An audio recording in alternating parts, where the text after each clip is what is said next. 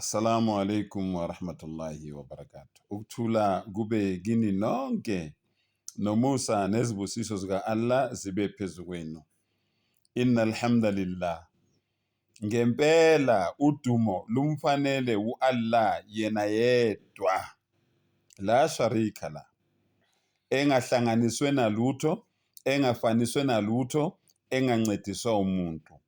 Akazali, akazalwanga endalweni yakhe, ayikho into efana naye. Allahu Akbar. Allah uphakeme kakhulu, mkhulu kakhulu. So bafowethu nodadewethu, ngintshelile ngathi mina ngina 3 yama professions angisebenzelayo wonke. Ngiyathemba nawe uyabona ukuthi ngempela ayangisebenzela. Lento engithi ngiyiyo nawe uyazibonela. Ngithe mina I'm a philosopher. I'm a great thinker. Ngiyajula ngokucabanga. Angiveli nje ngikhuluma into engingayicabanganga. Ngathi kuwe I'm an analogist.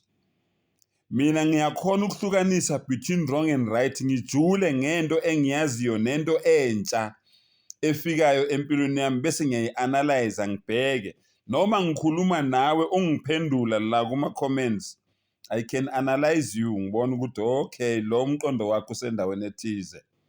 And I said I'm a theologist. A theologist umuntu ofunde ngezinkolo ezahlukene, owazi izinkolelo zalezo nkolo lezo ezahlukene, owazi nobusathane bakhona, owazi nokulunga kwakhona nokubheda kwakhona. That is a theologist. So mina ngizihlanganise zonke lezi zinto lezi. Ngiyacabanga mangabe ulokubuka ama video wami uyakubona lokho. Lalelake, angizenzanga. Umusa kaMdali nothando lwakhe alwehlisele phezu kwami. Unjingalwazi, usolwazi, injulabuchopho, uMuhammad ukuthula kube naye. Uma ngabe esifundisa, uthi knowledge is his weapon. Imfundo isikhali sakhe sokunqoba. Nami ngi-adopte lokho, nami ngibambelele lapho. Akagcinanga lapho. Ngifuna ukukutshela ukuthi why siloku sinitshela ngeIslam. Ngishilo ngathi thina ama-Muslims ayikho neyodwa into esizenzela yona singatshelwanga ukuthi siyenze. So unjingalwazi, usolwazi, injulabuchopho, uMuhammad ukuthula kube naye, wayethi njalo mangabe efundisa athi balighu anni aw minni walau aya.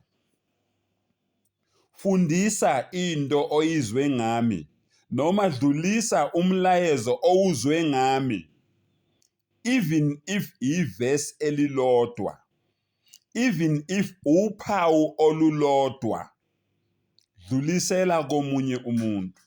So njengoba sinifundisa ngezimpawu, sinifundisa ngobuhle bendalo kaAllah, sinifundisa ngobuhle beIslam, hayi ngoba siphapha, kodwa senza esakutshelwa uMuhammad sallallahu alaihi wasallam ukuthi ningalifihli iqiniso nilazi, ningahlali nolwazi ningabatsheli abanye abantu, nibe nazi nina senilazi iqiniso, ningaligubezeli iqiniso.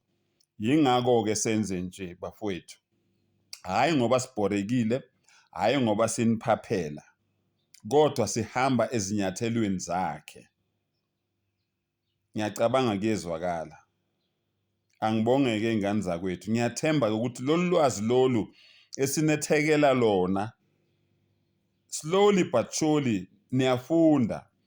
Kule 8 billion yabantu abala emhlabeni, mina mangizwe abantu abawu20 noma abawu10, kulungile. I have achieved imission yami yokuthi abantu balazi iqiniso. Ngiyabonga.